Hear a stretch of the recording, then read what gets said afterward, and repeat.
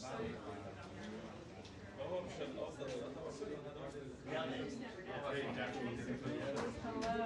Did they call it?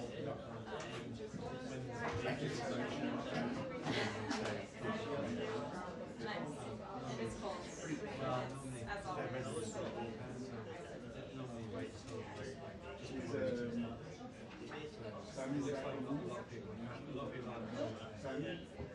He's back, but he's leaving again. Just back for a little. But the process does. Actually, I think I'm just filling in.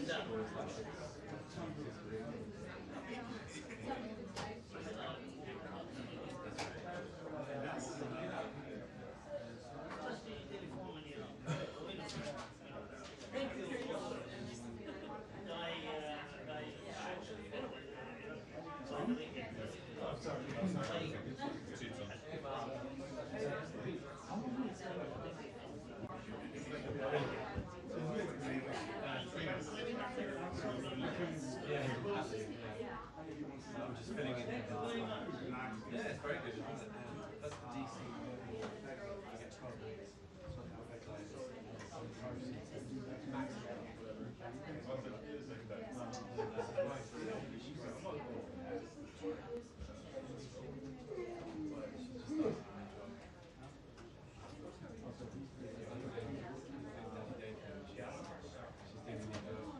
Sounds good.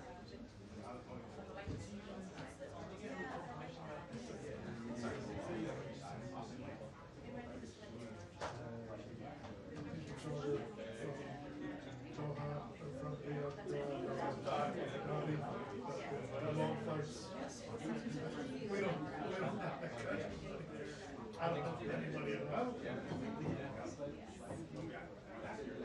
Yeah. I just bet it.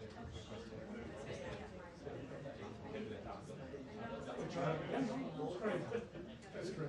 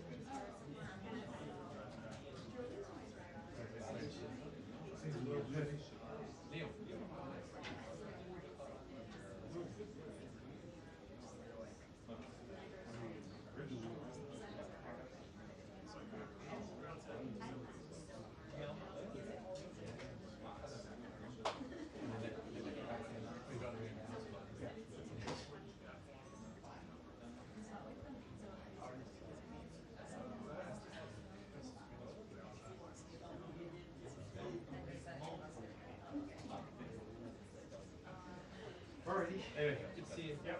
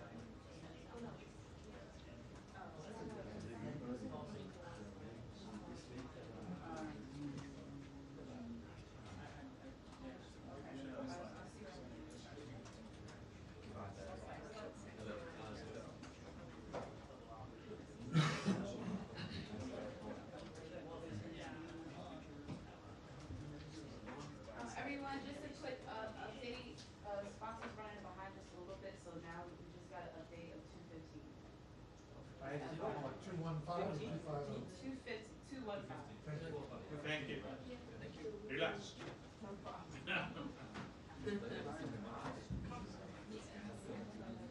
We got a couple cancellations, so if you guys are there, with us, we can be able to move up. Not yet. There gotta be a lot more cancellation. That may very well happen, so, I'll be back in.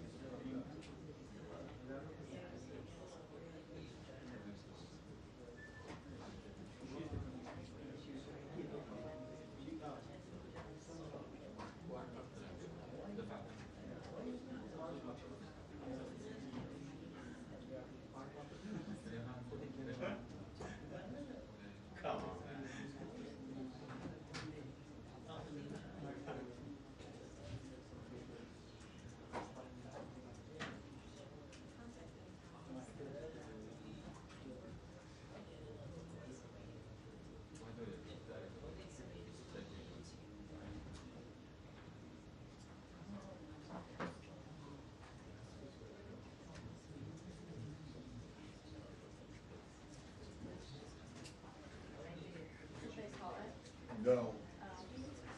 No, just, it's 2:14 and it's at 2:15. Okay.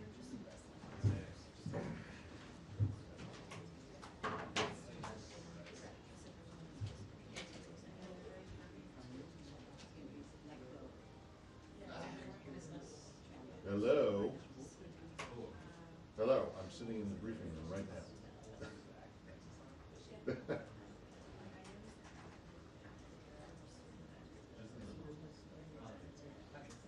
Okay. Okay.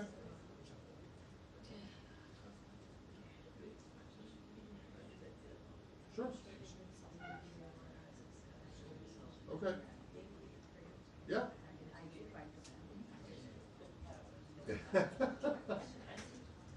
Yes. Indeed it is. It's not a problem. Okay, bye. Jerry, how are you? I'm good. How are you?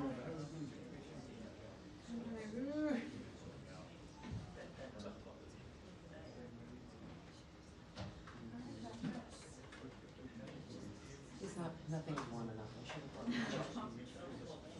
I think they're just trying to freeze us.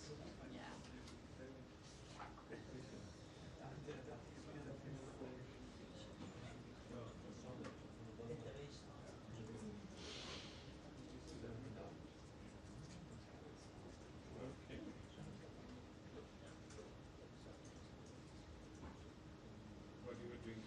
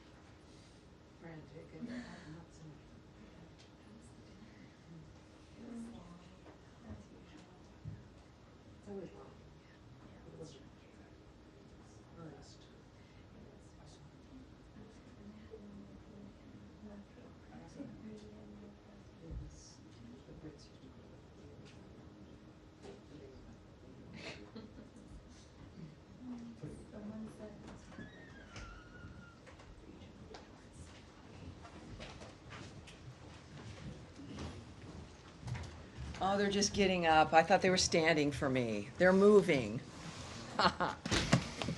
Thank you, ma'am. Oh, gosh, no. Did I come in too quickly? Maybe I did, for a change, but not too quickly, technically, obviously. Busy day. Turn these phones off.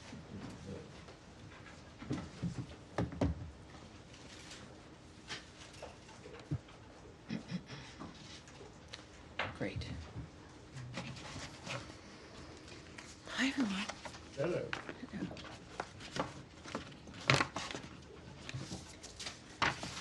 All right. Thanks for being here.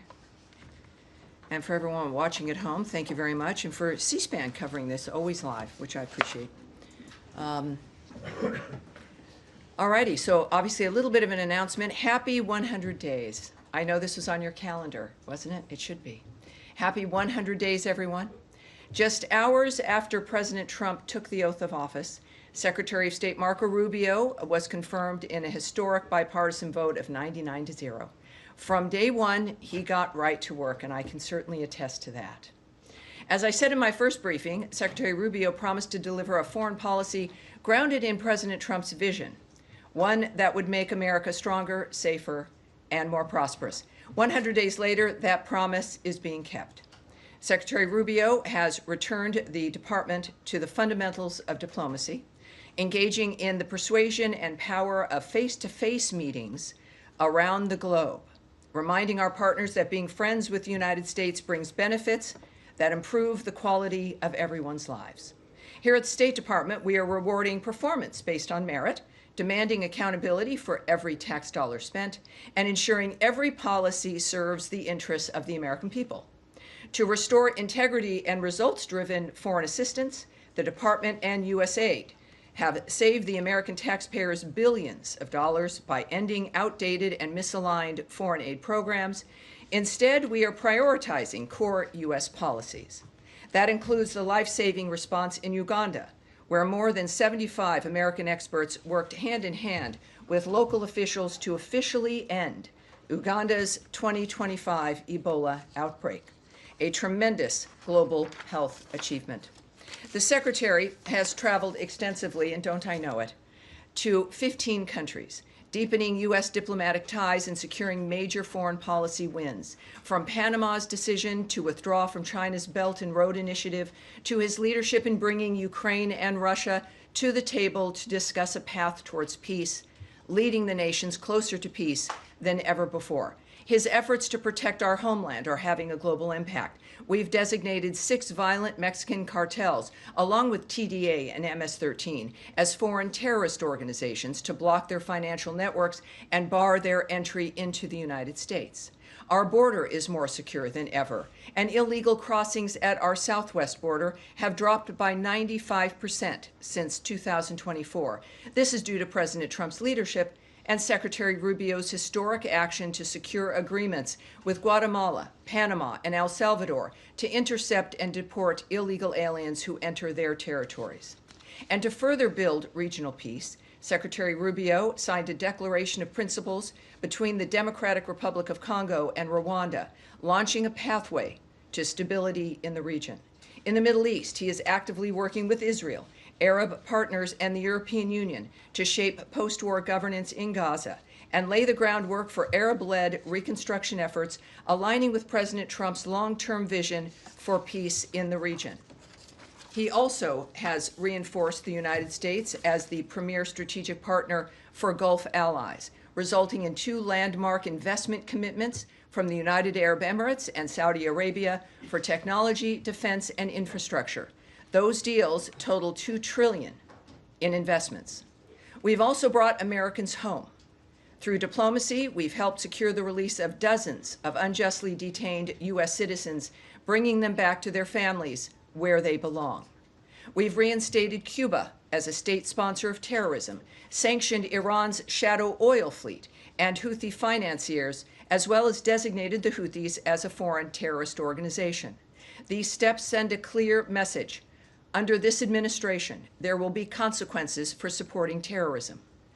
100 days in, the results are undeniable.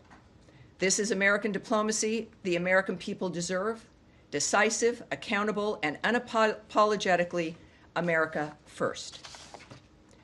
And I do believe that you may have some questions. Andrea Mitchell, who is now surprised. Andrew? Hi, good afternoon. This is Andrea all- Mitchell. It was all set up. She is, well, she was thinking she had some extra time. But this morning, this afternoon, it's morning somewhere. In Los Angeles, it's the morning. In Hawaii, it's very early. What can I do for you? Or would you want, should I ask? I will go to Matt Lee first. I'll start. Well, no, No, I thought you were prepared. Shall we?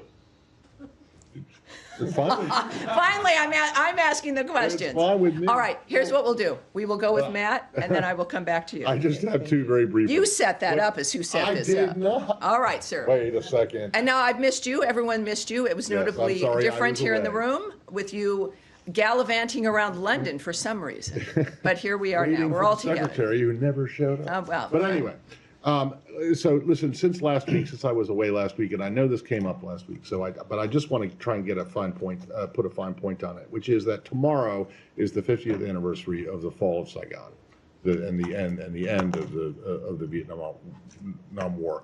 There have been reports that the U.S. has instructed or otherwise advised U.S. diplomats in Vietnam not to attend commemoration ceremonies. Is that true? Because the answer that we keep getting is that the U.S. and Vietnam are strong partners, and this, and they invited people,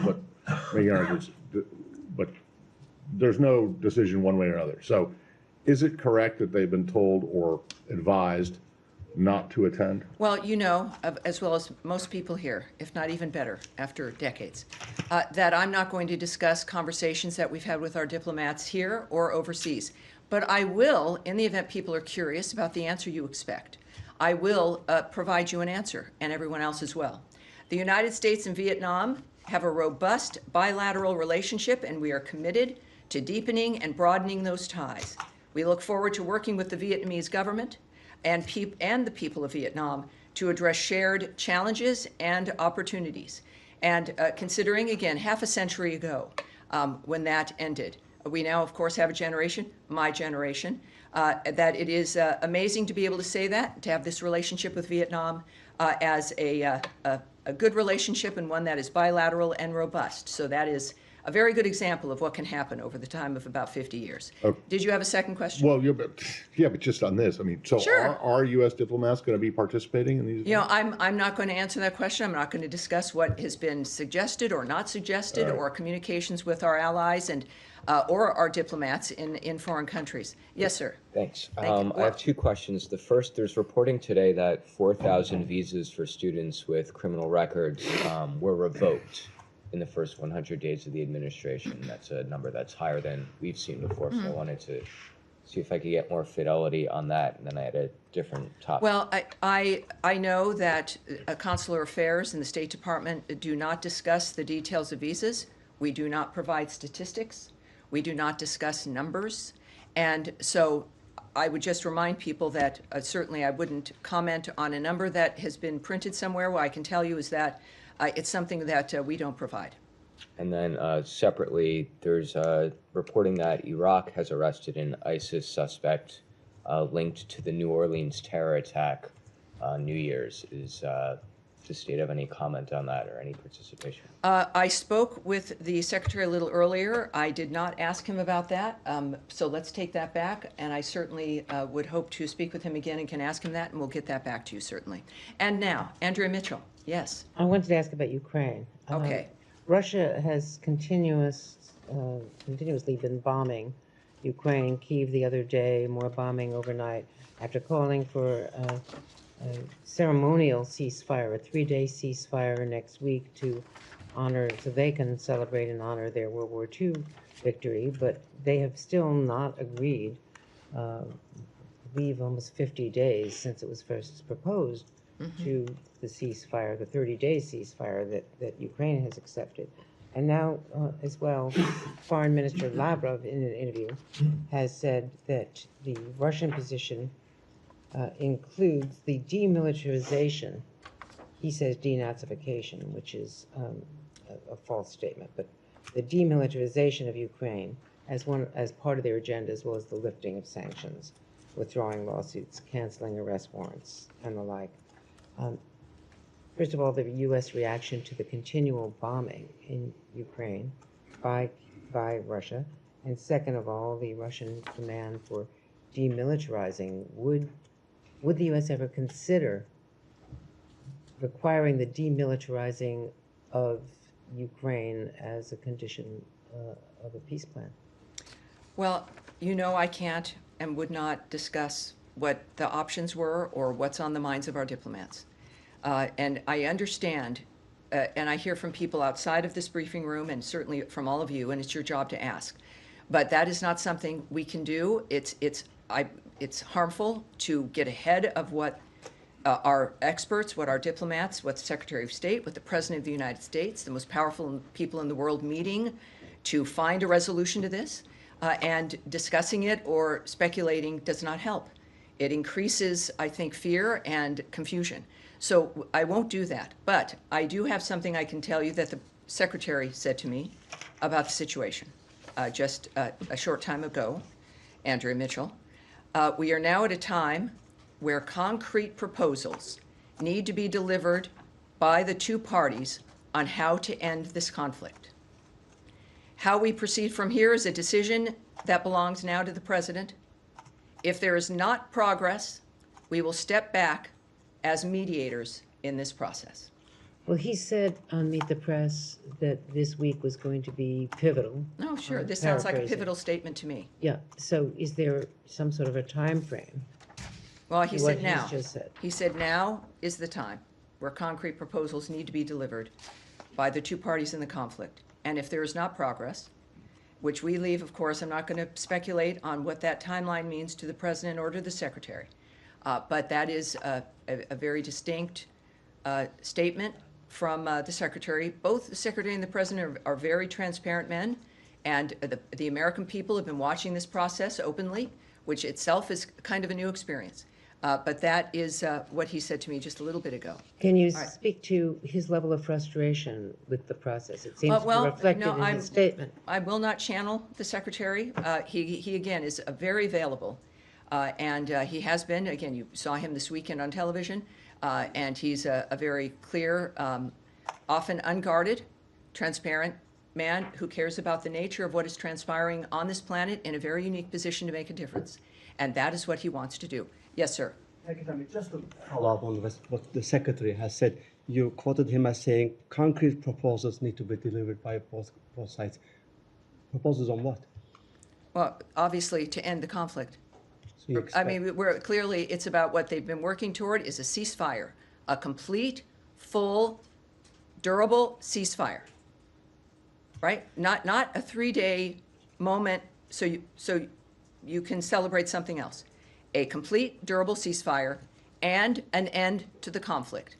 Does this mean that the proposals that the United States had on the table, is it off the table now that you're seeking? I'm not going to speculate on what the statement that's been made here means about things that have existed or have been discussed before.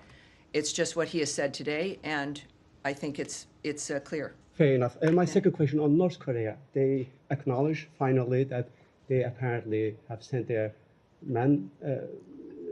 soldiers to fight for Russia in Ukraine.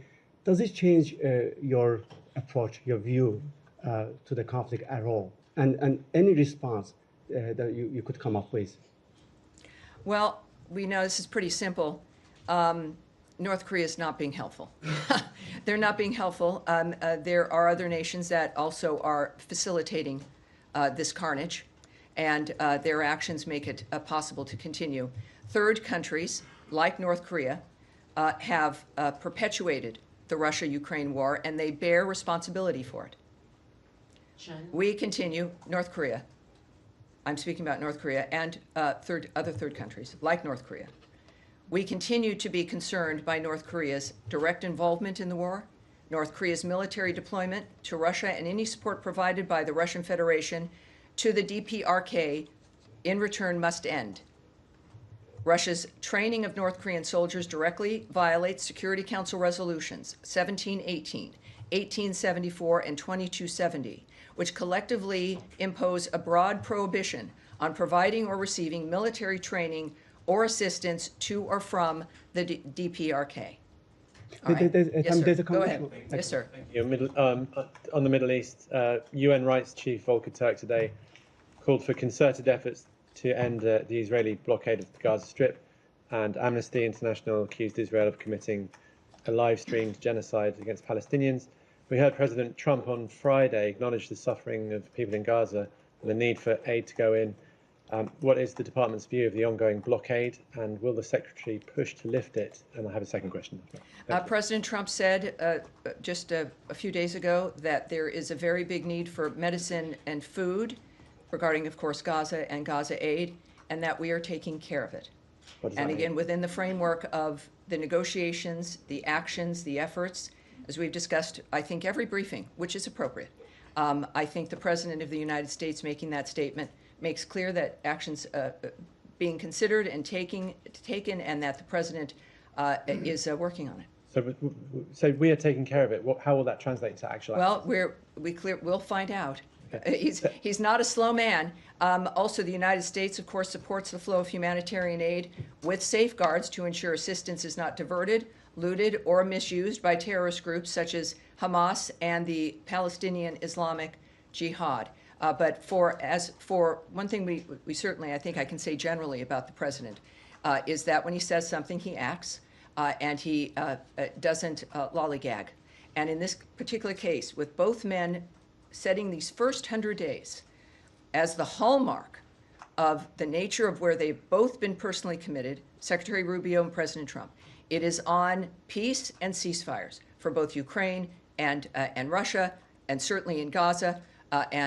His noting what he wants to accomplish in that regard. Again, there's a very big need for medicine, food, and we're taking care of it. So it will not be long, I'm sure, to see the results of his work. There was a second question. Yes, sir. Senator Sanders is Yes, sir. Go ahead, please. Thanks, Tammy. I wanted to move on to a country which is a neighbor, in fact, Canada. Unless mistaken, I haven't seen any official reaction by the White House or the State Department or officials on the election I have one. victory I have a last night of reaction, yes. Mark Carney Yes, as indeed. the Prime Minister. And he pledged today that a united Canada would confront the president. Well, Your here's what thoughts? we can say about Canada. The United States extends its congratulations to Prime Minister Mark Carney and his party on their win in Canada's recent federal elections.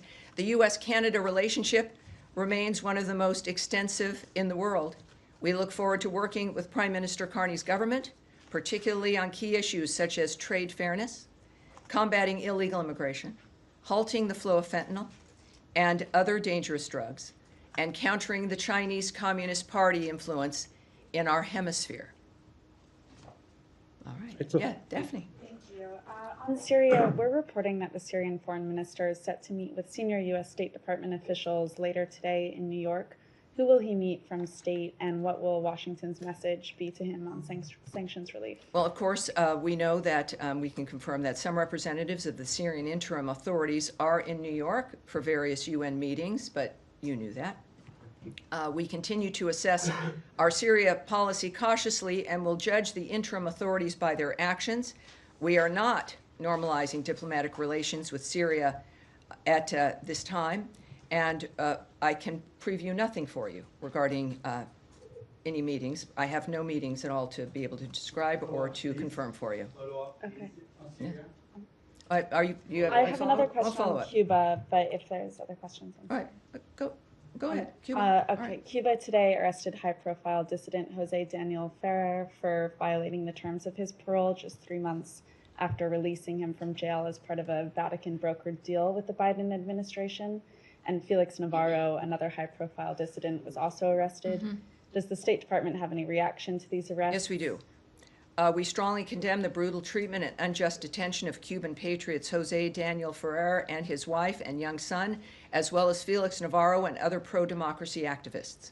We call for the immediate release of the hundreds of unjustly detained political prisoners and prisoners of conscience that the Cuban regime holds. All right, now who was, somebody in the back, we were following up here? Syria? Yes, please, so go ahead. In the jails in Syria, there are around 9,500 terrorists from ISIS. And I wonder whether the United States is going to ease the sanctions so those terrorists in Syria don't take advantage of the situation there. Also, there was yesterday civil unrest near Damascus. I wonder whether you have any comment on that. Thank you. I cannot comment on the nature of what's happening inside of Syria or the nature of the reaction of our government or of the State Department. I'm sorry about that. Yes, sir. Spain and Portugal suffered yesterday a massive blackout. Has the United States provided any support to them, and does it have any information of what were the causes?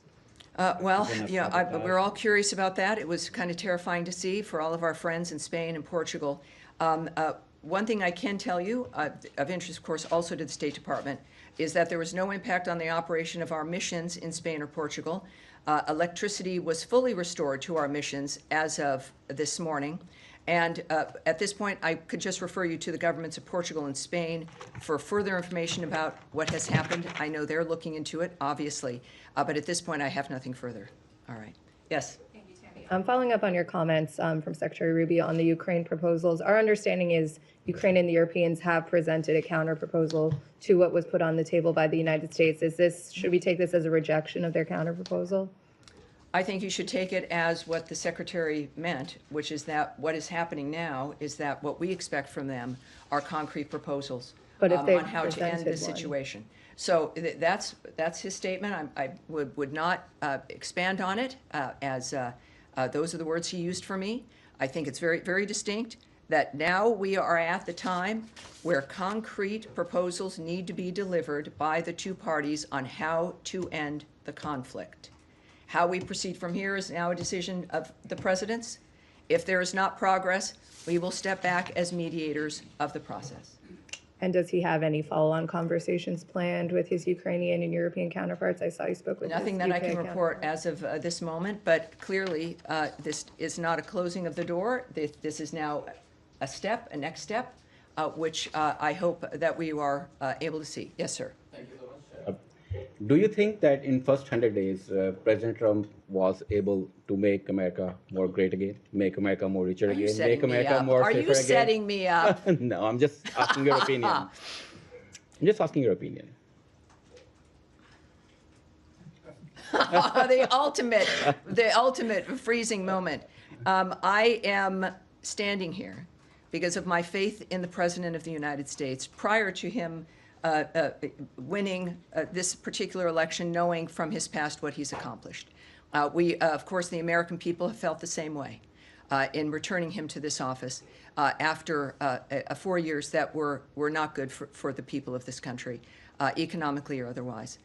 There are an extraordinary number of accomplishments ranging from the closed border, inflation going down, people at tables to discuss peace and ceasefires that never anyone had imagined or was able to accomplish previously, in addition to the nature of the idea that the State Department, as an example, that we have a responsibility when it comes to the money that is spent, that American taxpayers might have been the forgotten man and woman of the past, but they are now remembered again, and that the money that we spend is theirs, that they have worked for, and a commitment to the values and the nature of what matters to the United States.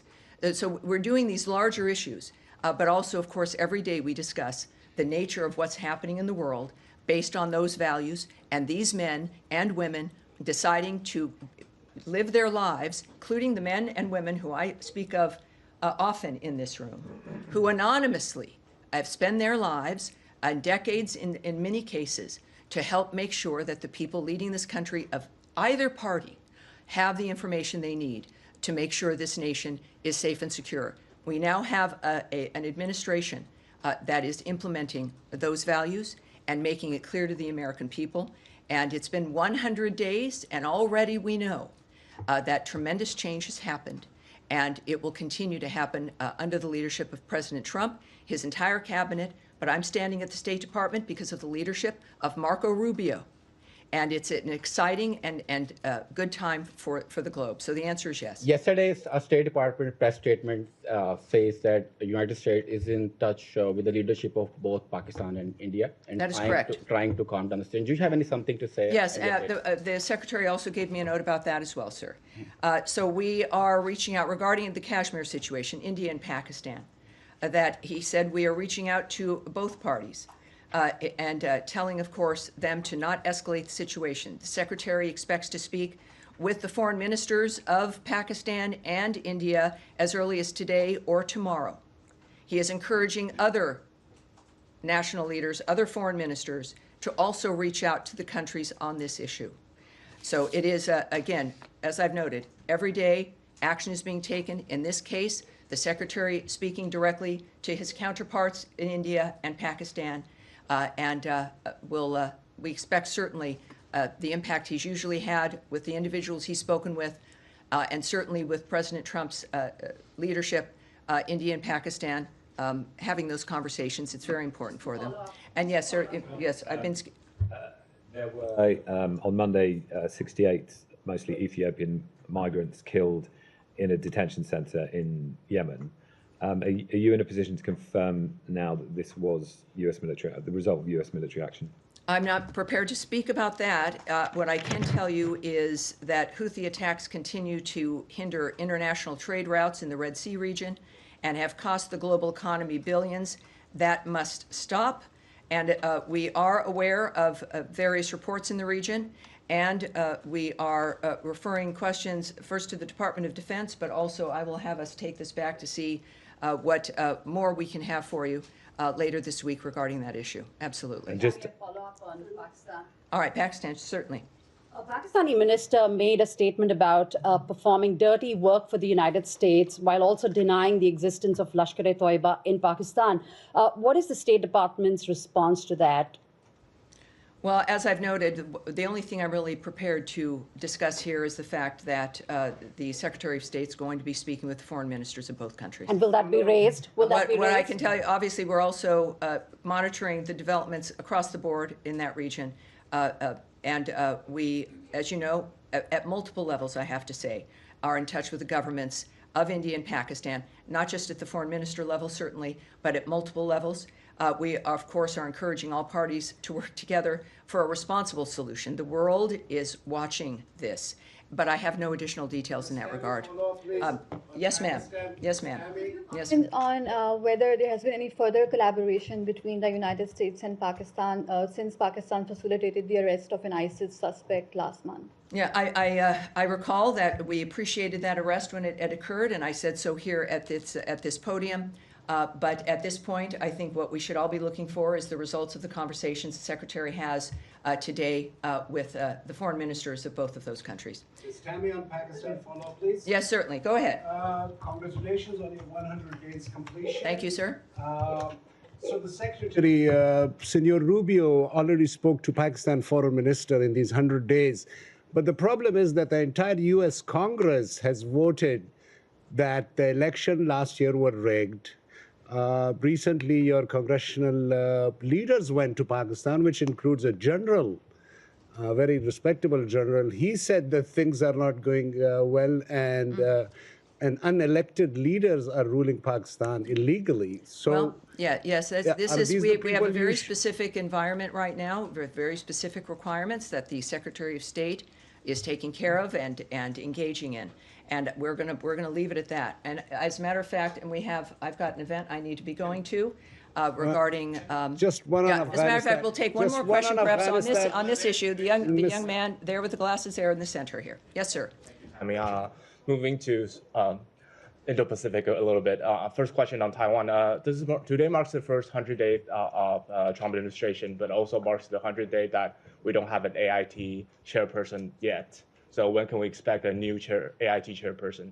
Second question being that I don't think Secretary Rubio has traveled to Asia. Does he have any plan to travel to Asia in near future and meeting with his Chinese counterpart in the near future? Thank you. Well, I don't have an answer to the first question. We can perhaps take that back and see if we can get something for you.